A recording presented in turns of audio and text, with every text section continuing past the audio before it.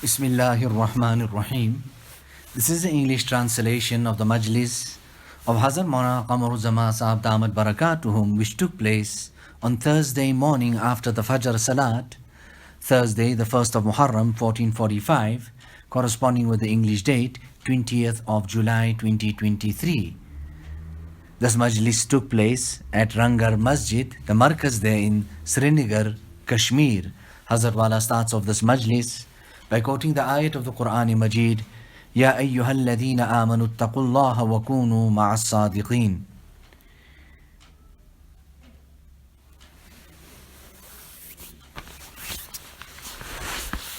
Hazrat Wala is explaining from the kitab that he has in front of him, which discusses the kitab name there is Dasturus Salikin, and in there is one risala, Asharu Qawaid fi Tazkiyatin Nufus. After explaining these 10 principles which assists a person in rectifying and purifying his nafs, it becomes clear that the nafs needs constant supervision as long as it is in the world of respite and action. That becomes clear. Now just listen to that again. After explaining these principles which assists a person in rectifying and purifying his nafs, it becomes clear that this nafs needs constant supervision as long as it is in the world of respite and amal. So this is what we're speaking about, muhasaba of the nafs, the need of it. Hazrat Maulana Shah Wasiullah Sahab Hazrat Wala is saying, gathered us who were there in the khanqa, and he said that listen, your zikr, your shaghal, your spiritual exercises that you are doing, it's there all in its place, jari hai, lekin muhasaba ki zarurat hai. There is a great need for this taking a reckoning of oneself, this muhasaba. When you do that, tab tarakki hogi, then you would start progressing. They never even left their nafs, or they were not negligent of their nafs, not even for a moment. Hazrat Maulana Mohammad Ahmad Sahab, who became Marja'ul Ulama, at that time he would abundantly quote this incident of this Buzruk to us. Now just look at what a fine eye and how much they were at their nafs, and they were not negligent at all, that even at the time of eating, that they would just have some piece of roti or maybe some barley taken and then down with water or whatever it was. And he used to quote this incident to us to emphasize on our minds that they weren't ghafil of this nafs of theirs at any point in time.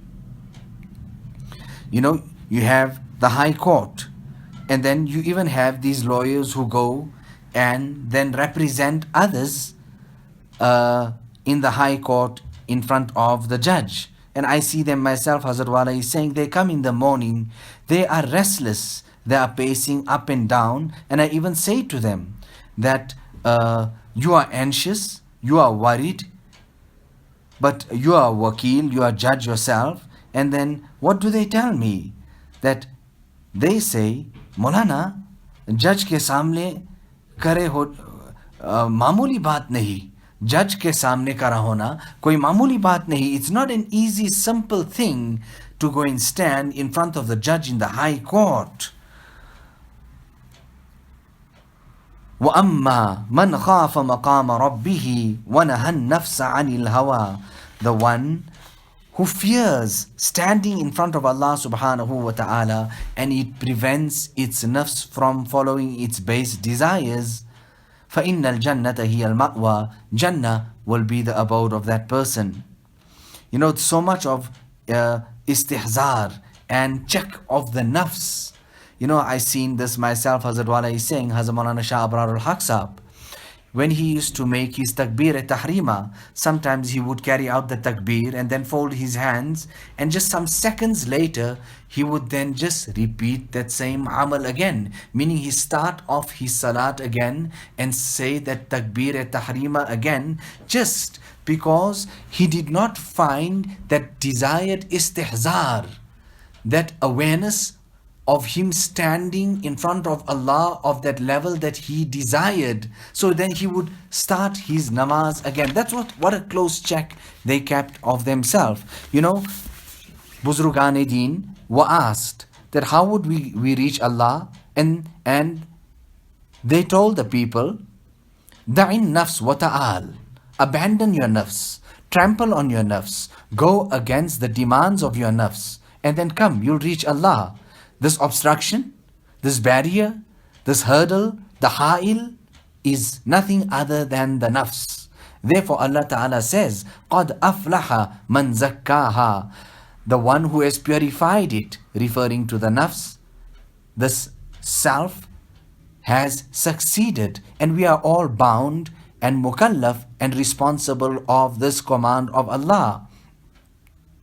And इसीलिए हज़रत वाला is saying, बुजुर्गों के पास जाया जाता है. This is the reason that we go to the बुजुर्गान Deen. So, وَأَمَّا مَنْ خَافَ مَقَامَ رَبِّهِ وَنَهَى النَّفْسَ عَنِ الْهَوَى. So we have to stop this nafs from following its base desires. So this is also a duty. It is a fariza, the duty of tazkiyah of the nafs. Allah give us the tawfiq and hidayat of fulfilling this duty as well. Many people start off with the adhkar, etc., and they get left in that, and no attention whatsoever is paid to islah, reformation, rectification of the nafs. Sometimes people would come to Hazrat Tanvi, to the khanka, they would come away and sit there and start their dhikr, and then he would reprimand them, take them to task, saying that who asked you to start off with your adhkar?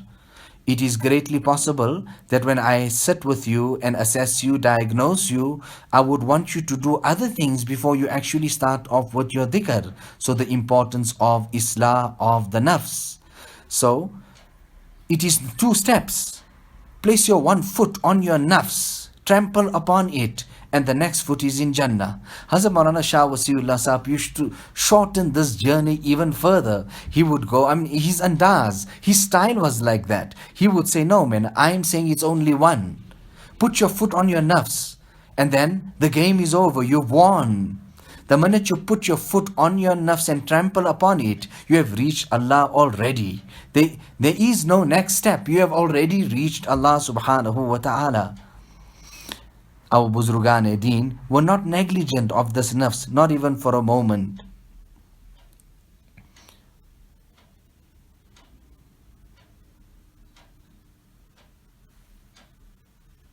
Then Allah Ta'ala, وَقَدْ خَابَ مَنْ دَسَّاهَا كَذَّبَتْ ثَمُودُ بِطَغْوَاهَا. Then Allah Ta'ala even gives an example of the people who did not worry about their nafs. At all, they did not worry about their nafs. Their nafs became even more rebellious. And what did it lead to? It led to their destruction, like how Allah cites the example of the people of Thamud.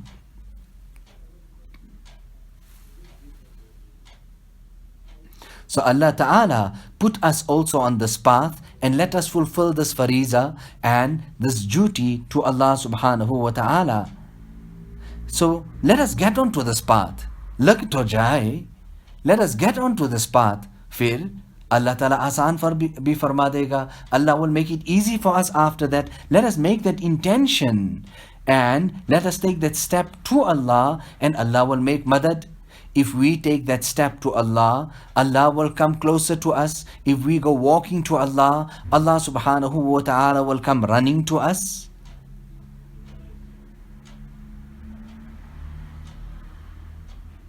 So let us have this talab, this thirst, this quest, this desire, this enthusiasm to get and to reach to Allah and His pleasure, then the same seeker then will become the one who is sought. Allah will be thinking and remembering of him. Mujaddid al-Faytani used to say, H arzu nest. I have no other desire except that I could find some corner of solitude where I could make takrar of the kalima tayyiba.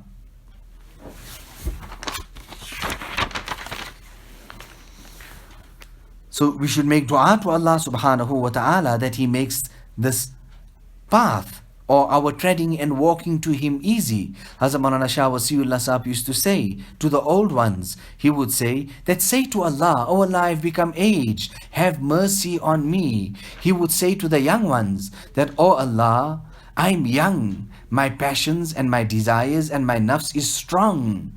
O Allah, you help me in this battle against my nafs. هو الذي بعث في الأميين رسولا منهم يتلو عليهم آياته ويزكيهم ويعلمهم الكتاب والحكمة. From amongst the supreme objectives of commissioning the Anbiya alayhimus salatu wassalam was that Allah Ta'ala commissioned them, from amongst other things was that of tazkiyah of the nafs.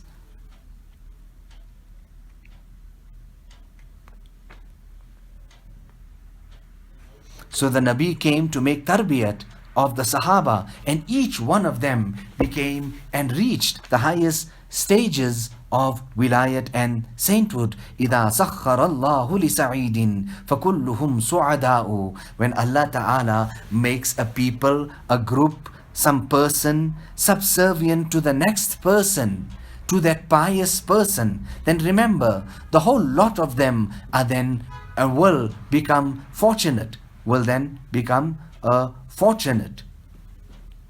فَكُلُّهُمْ سُعَدَاءُ. Hazrat Maulana Shah Wasiullah Sahab, Hazrat Haji Imdadullah Sahab, they all had fikr for their islah. To Pir Shudi Hafiz, as Mekada Beirun Shawad, Rindi Wahawasnaki Dar Ahd Shabab Ola. You know, Hazrat Wala is saying that I went once into the private chamber of Hazrat Maulana Shah Wasiullah Sahab. He was pacing up and down. He was unaware. I just entered suddenly like this, and what did I hear him saying? Repeating these couplets over and over again. We're speaking about the person who became the head of all the ulama and the center of all attraction when it came to piety and spirituality, so much so that even his own asatiza then became his disciples. But what is he addressing his nafs by saying? He's saying that you have become old now. Isn't it time that you come out from all these bad habits? Isn't it time now that you leave this pub and bottle store, meaning leave all your old ways? Rindi wa hawasnaki, this abhorrent character, following of the demands of the nafs, etc. This year, okay, this way and that way, we'll still understand it if a person is young. You have reached old, your time is up, you're going to return to Allah.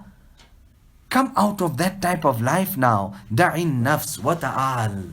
Abandon this demands of the nafs. Trample upon this nafs and come. How they humble themselves so much, so much.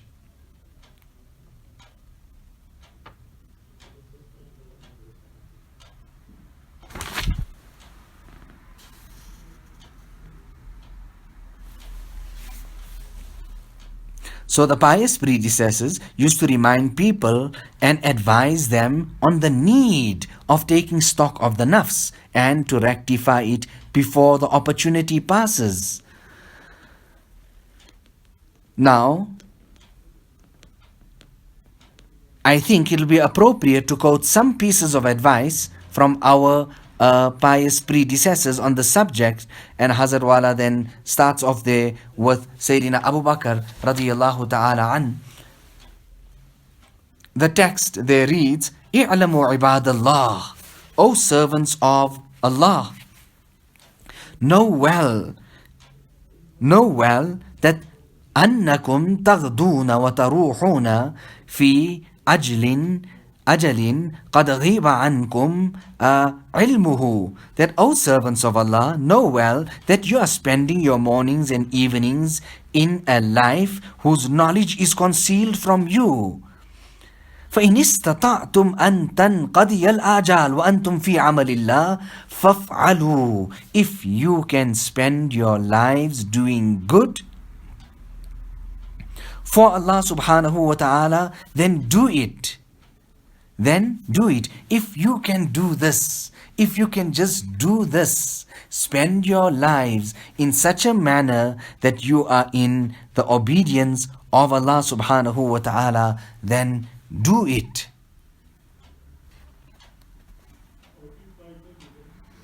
So Hazrat Wala is saying and repeating that Hazrat Maulana Shah Wasiullah Sahab came, and then he says that आप लोग जानते हो क्यों तरक्की नहीं कर रहे हो?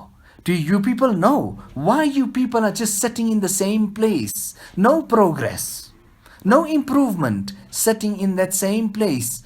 You're not moving up. You know why? Muhasaba nahi karte ho. Because you people are not taking a reckoning of yourself. You are not making muhasaba. You are not taking a stock and a reckoning of yourself. Andari ra mi kharash o mi tarash ta dame akhir dame farig mabash. That in this path that we are walking to Allah, obstacles, hurdles, trials, tests, calamities, difficulties will come. You will have to undergo this. You will have to sacrifice. Mi kharash o mi tarash. But listen, remember, ta dame akhir, dame farig mabash. But right till the last breath, right till the last moment, don't leave yourself unoccupied. Don't leave yourself idle. Don't leave yourself in negligence. Laga rehna. Be at it all the time. Islah nafs is farz ain. This rectification and purification of this nafs and soul of ours, it is farz ain. Just like how salat is farz ain. You doing your a'mal, you reading your salat, a'mal salihah. However, if together with all the a'mal you carrying out, you're having this problem, this fight inside there of jealousy, of pride, of love for fame, love for praise, love for the dunya, hatred, malice, greed, the list goes on, then how are you going to progress? So, a'mal bhi ho, lekin saat muhasaba bhi ho. That carry on what your a'mal, but take a stern reckoning of yourself. I done my a'mal today. How did I do it? Of what level was it? Did I do it correctly? This year, take a stock of yourself. I done this wrong today. How come? Why? When? So we have to have fikr for our islah, and also together with that, the dhikr of Allah subhanahu wa ta'ala. There are great effects and ta'thirat in the dhikr of Allah subhanahu wa ta'ala. A person in the dhikr of Allah subhanahu wa ta'ala who is constant with his dhikr, very quickly he climbs the ladder. Very quickly he reaches the top. This is nothing new. Rather, Rasulullah sallallahu alayhi wasallam taught it to Abu Bakr radiyallahu ta'ala an. Abu Bakr radiyallahu ta'ala an even made talqeen of the dhikr to the Sahaba. He taught this year to the Sahaba himself. So, who were the first addressees of this message? It was none other than the Sahaba. And they were Arshadush Talamida. They were the most grand and the most righteous and the most perfect of these students of the entire Ummah. Sheikh Qawamuddin Migoyed. It is for this reason Sheikh Qawamuddin goes on to say that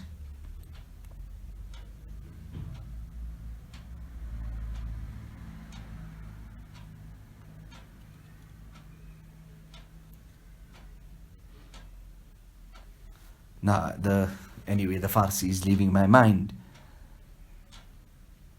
Okay, it goes, I'm missing out some words there. Baseh shay ast. That's it. Okay, here's it. Meyare ikar Meyare ikar besehshe ist.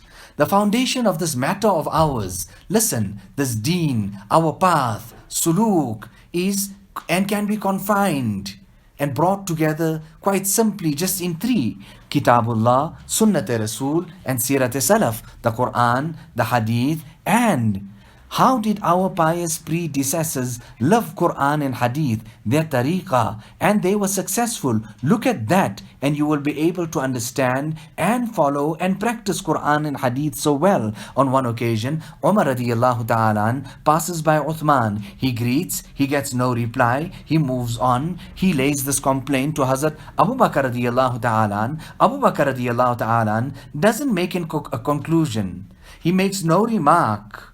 He doesn't come to any end result. Rather, himself, he stands up, he approaches Uthman and he says, "What's the matter? Umar came and he greeted and you didn't answer." He says, "I don't even know that. I don't even know when Umar came and when he went. I'm lost in some problems of mine. What's it about?" Abu Bakr asks. And Uthman radiallahu ta'ala says, "I'm troubled by wasawis, but I'm grieved over this part of it, that I did not ask Rasulullah sallallahu alaihi wasallam of the remedy of it." Abu Bakr radiallahu ta'ala sets his heart to peace and at rest. "Listen, don't worry. I have asked Rasulullah and he has given me the answer. It is that very same kalima which he presented to his uncle Abu Talib, which he then rejected, the kalima tayyiba."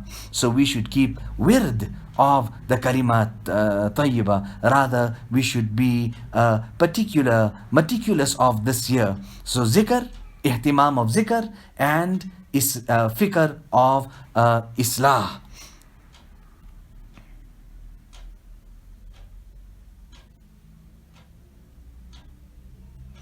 So, this tariq, this path is to be in the remembrance of Allah subhanahu wa ta'ala, and of course, to rid ourselves of the razail.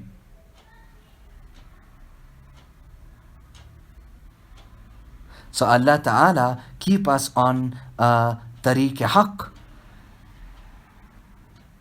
Jaisa wuzu, waisa namaz. How they would make wudu also. And according to your wudu, that's how your salat will be. So Mujaddid Al-Fithani used to say, H arzu a nest, that I have no desire now. I just want one corner of solitude where I can repeat this kalima, the kalima tayyiba. So with abundant dhikr, the rahmat of Allah subhanahu wa ta'ala comes down. So dhikr of Allah subhanahu wa ta'ala, softly, loudly, and our what you call it, our akabirin also chose solitude. They looked for those moments of solitude where it was them and Allah subhanahu wa ta'ala. رَبَّنَا تَقَبَّلْ مِنَّا إِنَّكَ أَنْتَ السَّمِيعُ الْعَلِيمُ وَتُبْ عَلَيْنَا إِنَّكَ أَنْتَ التَّوَّابُ الرَّحِيمُ بِحُرْمَةِ سَيِّدِ النَّبِيِّ الْكَرِيمِ صلى الله عليه وسلم.